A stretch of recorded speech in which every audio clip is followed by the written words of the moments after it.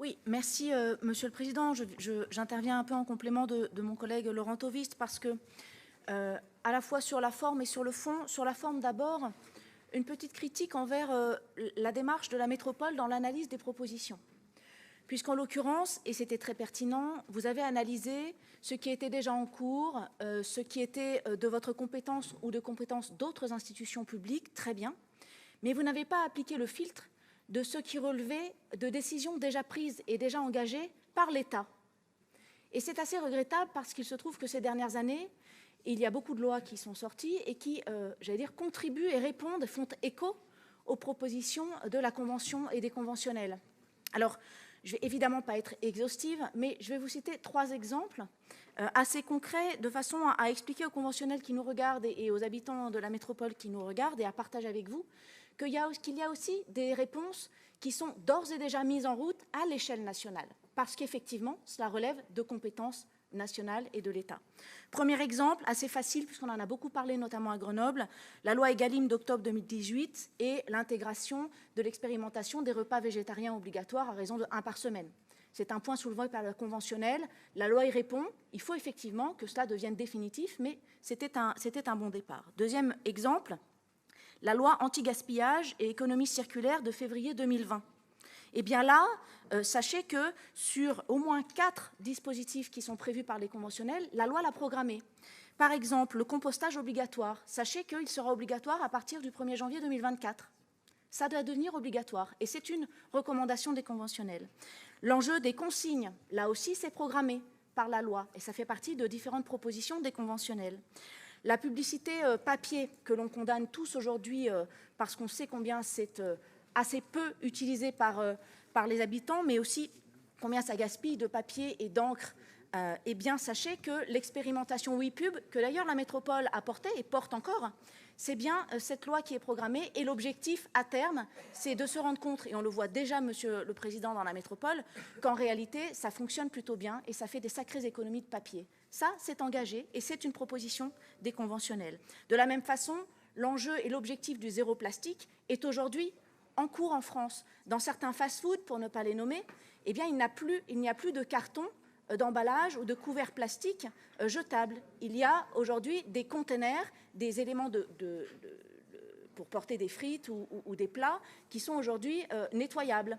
Donc tout ça est engagé et ça fait partie, là encore, de certaines propositions des conventionnels. Et enfin, évidemment, la loi climat et résilience d'août 2021, où là encore, on retrouve des éléments qui sont programmés et institués dans la loi, qui sont proposés par les conventionnels. Je pense à l'enjeu de la conversion des usages des bâtiments. Être sûr qu'un local nouveau de bureau puisse se transformer en logement ou inversement. Eh bien, sachez que cette loi a introduit une étude supplémentaire dans le permis de construire de ce qu'on appelle la mutabilité des espaces. Ça, c'est fait. Autre point, la rénovation dans les appartements et les copropriétés. C'est aussi engagé. D'ailleurs, la métropole, aujourd'hui, propose un guichet unique pour tous ceux qui veulent faire de la rénovation énergétique, pour arrêter de se disperser pour aller chercher des aides publiques, locales ou nationales. C'est fait. De la même façon encore, sur l'enjeu des passoires énergétiques, eh bien, avec le DPE, le diagnostic énergétique, qui devient obligatoire, certaines passoires énergétiques ne vont plus pouvoir être louées ou vendues. C'est fait. C'est dans la loi aussi. Et enfin, un autre exemple sur la réparabilité des objets. Vous avez dû regarder dans vos achats peut-être récents que maintenant, il existe, comme il y a le Nutri-Score, il existe maintenant l'indice de réparabilité. C'est-à-dire que plus un objet est facile à réparer, plus il a une bonne note sur 10. Ça aussi, c'est fait. Donc, vous voyez, il y a vraiment un certain nombre d'objets comme ça qui sont intéressants. Et un dernier qui me tient particulièrement à cœur pour l'avoir porté haut et fort ici et à l'Assemblée, c'est sur la qualité de l'air et la pollution, puisque les conventionnels proposent d'interdire l'installation ou l'utilisation de foyers ouverts concernant les particules fines. C'est une possibilité qui est faite par la loi climat et résilience, encore une fois, qui est donnée au préfet. C'est fait. Donc, vous voyez, je trouve que ça aurait été intéressant d'avoir ce prisme de lecture, parce qu'il y a effectivement un certain nombre de décisions collectivement qui ont été prises. Enfin, 2 derniers points. Moi, je voulais saluer la lucidité et j'allais dire l'avant-garde des réflexions des conventionnels sur l'enjeu de l'aménagement de la ville. Et évidemment, en tant qu'élue à Grenoble, je suis concernée particulièrement par ce sujet, sur les enjeux de la ville-nature, qu'ils décrivent à travers l'enjeu de la présence de l'eau et des points de fraîcheur, qu'ils décrivent par les besoins de mettre des dispositifs d'ombre dans les rues piétonnes, par exemple.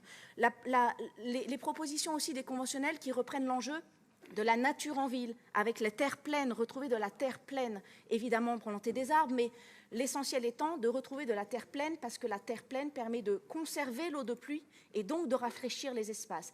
Et je trouve que les conventionnels sur ce point, à travers leurs différentes propositions, sont vraiment, vraiment à l'avant-garde de ce que doit être demain la ville nature et de comment Grenoble et la métropole peut se dessiner dans quelque chose de plus agréable à vivre. Et enfin, les conventionnels soulèvent 2 débats que nous devrons avoir à l'avenir, qui sont aujourd'hui compliqués, mais qui devront être posés. Sans présumer d'un pour ou d'un contre, ils posent deux débats majeurs, et je voulais les partager avec vous, très simplement. Le premier, c'est le débat sur le péage urbain. C'est un vrai sujet.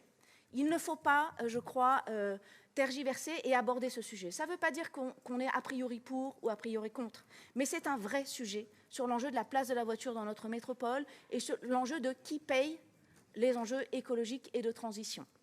Et deuxième débat majeur, et là je crois qu'il y a encore un peu de travail avec les conventionnels, et tant mieux qu'il y ait un suivi pour les années à venir, c'est l'enjeu de la densité de la ville.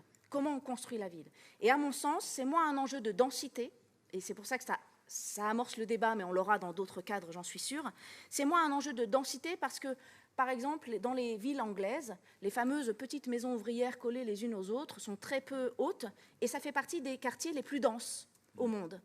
Donc, l'enjeu n'est pas tant la densité à proprement parler, c'est un rapport entre ce qui est bâti et ce qui ne l'est pas. Parce que ce qui n'est pas bâti peut être restitué à la nature et être en pleine terre et être de l'espace collectif à vivre.